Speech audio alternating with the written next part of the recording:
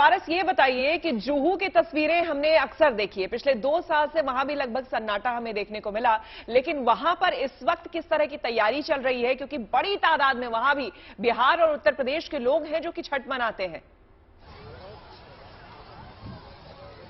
जी बिल्कुल, आपने सही कहा। मुंबई में जो पर्व है छठ का, वो बहुत ही भव्य तरीके से मनाया जाता है। पिछले 2 साल से बिल्कुल सन्नाटा यहाँ था।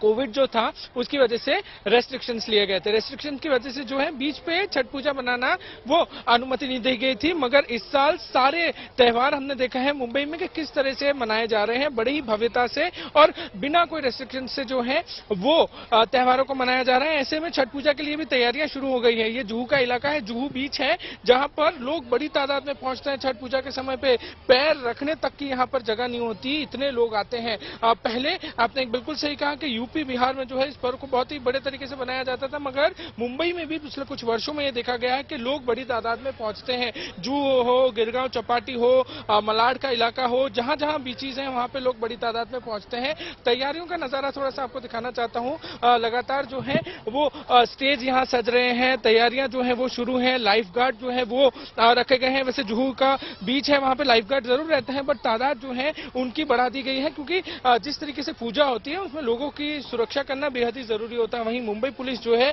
वो लगातार कोशिश कर रही है कि किस तरीके से स्ट्रैटेजी बनाई जाए, क्योंकि लोग इस बार बड़ी तादाद में यहाँ पहुंच सकते हैं। संख्या जो है वो लाखों में भी जा सकती है, क्योंकि 2 साल के अंतराल के बाद लोग बीचेस तक पहुंचेंगे और पूजा को जो है वो भव्यता से करेंगे। तो मुंबई पुलिस जो है वो भी चाक चौबंद है। तैयारियां वो यहाँ पर की जा रही है।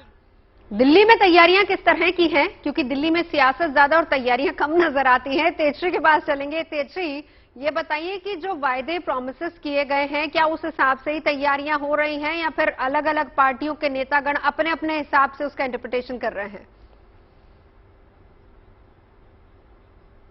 देखिए नवजोत और श्वेता, दिल्ली में यमुना नदी में पानी तो बह ही रहा है, लेकिन पानी के साथ साथ सियासत भी बहती हुई नजर आ रही है। लेकिन इन सभी चीजों के बावजूद सारी सियासी पार्टियां हाथ धो रही है, वो बिल्कुल भी कम नहीं हुआ है।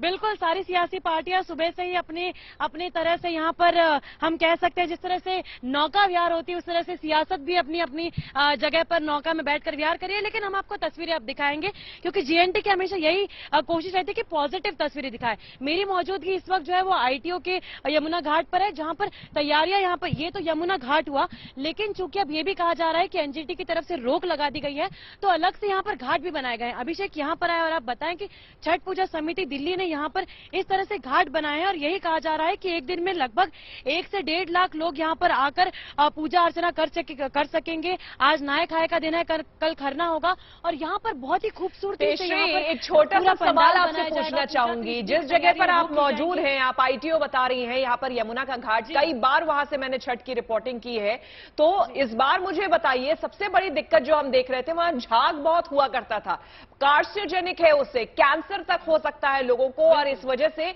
बहुत इस बात को लेकर बवाल मचा था। सच्चाई आप हमारे कैमरे से, यानी कि गुड न्यूज टुडे के कैमरे से सीधे सीधे दिखाइए कि इस वक्त वो स्थिति है या फिर दिल्ली गवर्नमेंट ने ठीक कर दिया सब।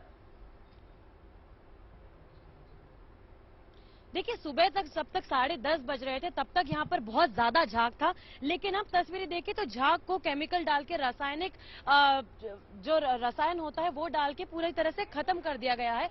सुबह से ही यहाँ पर टॉक्सिक फोम नजर आ रहा था। हमने तस्वीरें जो है वो कालिंदी कुंड से भी दिखाई, वहां पर भी झाग की एक परत जमी हुई थी और ऐसा लग रहा था कि यमुना नदी पे सफेद चादर जो है वो बिछ चुकी है। लेकिन इन सबके बावजूद सफेद चादर में भी लोग पूजा अर्चना करने के लिए आ रहे थे, लेकिन फिर भी उस सफेद चादर के झाग को अब कम कर दिया जा चुका है। मिश्रा जी आप बताइए यहाँ पर तैयारियां किस तरह से हैं, कितने लोग आ सकेंगे ये घाट जो सीधे यमुना घाट के सामने बनाया गया है?